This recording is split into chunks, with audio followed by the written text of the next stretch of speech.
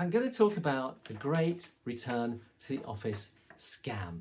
And this is about more and more employers forcing staff to give up on hybrid work, give up on remote work, give up on any sort of flexibility in work, and forcing them back into offices. And they're coming up with a number of reasons to justify this. And one of the big ones they're coming out with is that you can't be creative or can't be as creative working remotely, working from home, as you can in the sort of traditional brainstorming groups that they hold in offices. Get everybody together and try and thrash out ideas. So that has a sort of, most of us have been involved in that sort of thing over the years.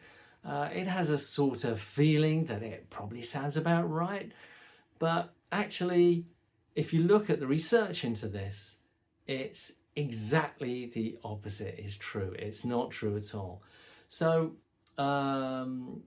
unbelievably, as far ago as the late 1950s, Yale University decided to look into this, decided to try and find out how creativity happens, the most effective way of coming up with creative ideas. So they set creativity exercises to people working in groups, in the traditional brainstorming groups that we get in offices.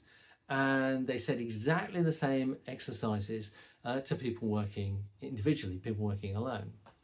And guess what the result was?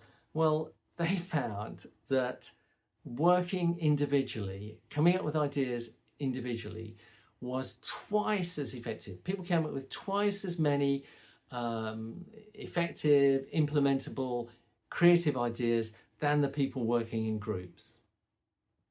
And another piece of evidence out there, there's a guy called Keith Sawyer. If you Google him, you'll find he's one of the leading experts in the world. He's a psychologist, one of the leading experts in the world on creativity. And he's spent his entire life researching creativity. And I'm going to read out a quote from Keith Sawyer. He says, decades of research have consistently shown that brainstorming groups think of far fewer ideas than the same number of people working alone and later pooling their ideas. So the bulk of research out there is saying exactly the opposite to what employers who are dragging people into offices are asserting. And my feeling is that these reasons being put forward for trying to bring people back or forcing people back into offices, none of them really stand up.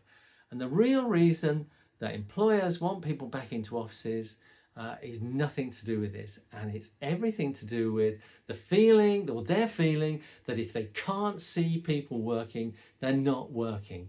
It's all about trust.